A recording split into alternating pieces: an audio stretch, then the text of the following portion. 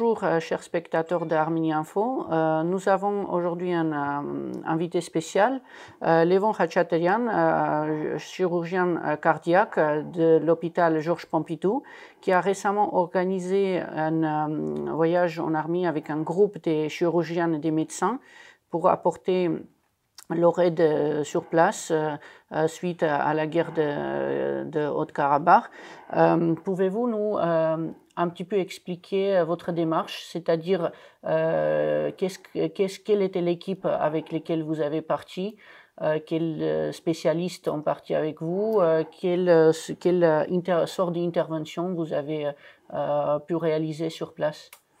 Alors, c'était naturellement normal lorsque j'ai compris qu'il y a une vraie guerre et qu'il y a beaucoup de blessés. Donc, je me suis dit tout de suite qu'il faut que j'aille sur place et qu'il faut que j'amène mes amis avec moi. J'ai réfléchi quelles sont les spécialités concernées lors de la guerre, etc. Donc, j'ai demandé à Anne tout de suite, elle m'a donné son accord.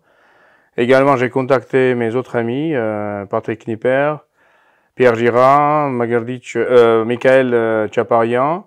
Et on s'est mis d'accord pour se préparer pour aller en Arménie et essayer de apporter notre soutien et de faire ce qu'on peut faire sur place.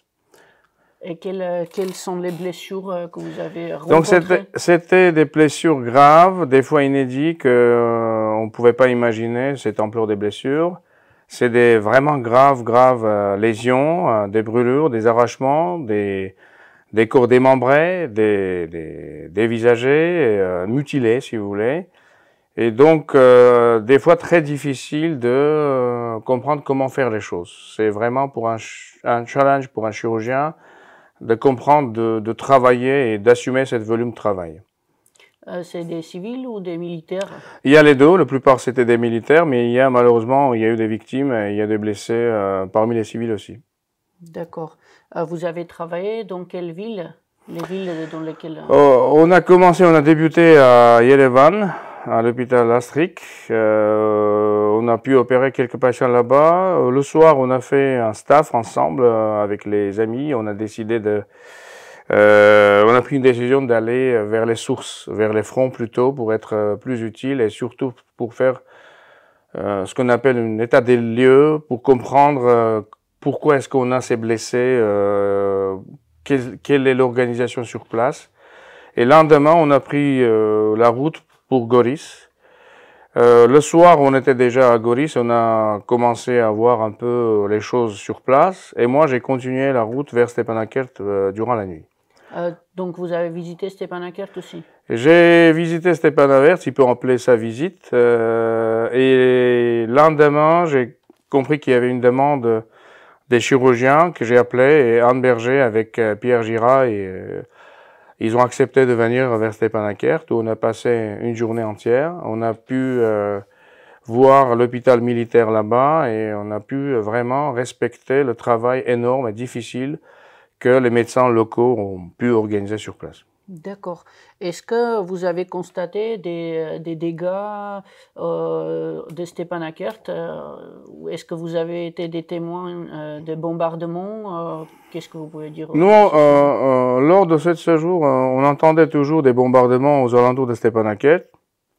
Psychologiquement, on était un peu préparé. En fait. On s'est préparé que si jamais quelque chose, même avec lors des discussions, on se disait si jamais il nous arrive quelque chose, l'autre, il doit faire quoi?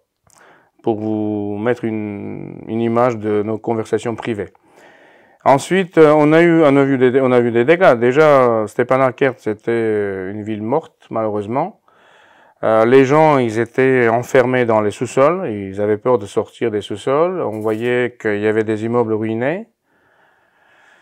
Les infrastructures étaient complètement ruinées aussi. Il n'y avait pas de magasins, il n'y avait rien en fait autour. Voilà, mais nous, on était concentrés sur partie médicale, voir l'état des patients, le caractère des blessures et leur prise en charge. Et on a pu avoir quand même beaucoup d'informations pour ensuite pouvoir organiser les prochains voyages et les missions ciblées pour être encore plus efficaces. D'accord. L'hôpital militaire dans lequel vous avez travaillé, est-ce que j'ai raison, il a été détruit, c'est ça? Il a été bombardé? On m'a dit que l'hôpital a été bombardé. Moi, j'ai pas pu constater parce que c'était la nuit, donc on nous a vite amenés vers les sous-sols. Mais ils ont parti vers les sous-sols parce que, comme le chirurgien en chef m'a raconté, qu'ils ont été ciblés par les drones azéris. D'accord. Récemment, après votre retour, l'hôpital civil a été bombardé, la maternité. Comment vous jugez cet acte? Comment je juge? Je trouve ça quelque chose d'inacceptable, complètement inacceptable.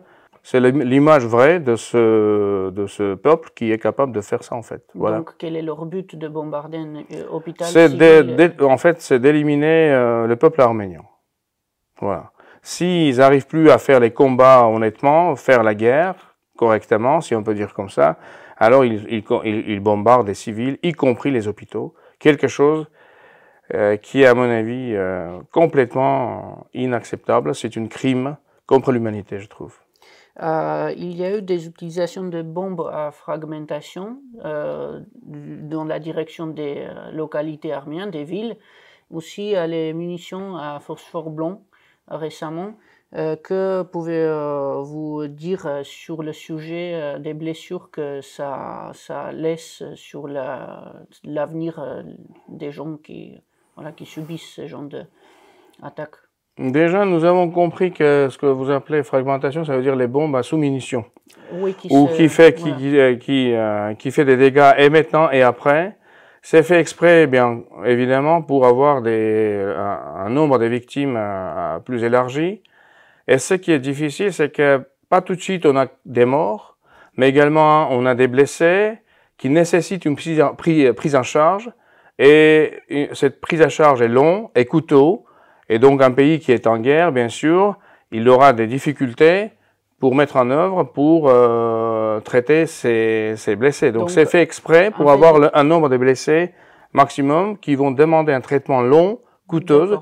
Donc voilà, entre guillemets. En fait, le but, c'est pas de faire des dégâts immédiats, mais sur long terme, laisser le plus de dégâts possible. D'accord, d'accord. Est-ce que vous avez rencontré d'autres équipes? Est-ce qu'il y a des besoins des groupes de médecins comme vous l'avez fait?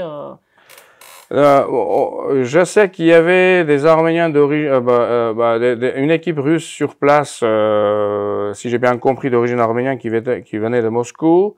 J'ai croisé un collègue français qui était là-bas sur place, à Stepanakert également.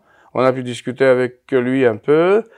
Mais sinon, j'ai pas rencontré d'autres gens, mais je pense que c'était encore précoce et que je sais qu'il y a plein de gens qui ont pris la route vers l'Arménie, et les Arméniens et non-Arméniens qui sont partis, les médecins, nos confrères, qui sont partis pour chacun être utile sur place. Vous allez faire un nouvel voyage avec une nouvelle équipe, c'est ça? Oui, l'objectif pour moi, après avoir fait l'état des lieux, c'est durant les premiers 6 mois, envoyer tous les mois une équipe pointue, des orthopédistes, des esthéticiens, et dans le temps également peut-être des psychiatres, des kinésithérapeutes, d'autres spécialistes, neurologues également, pour assumer tout le volume de travail sur place.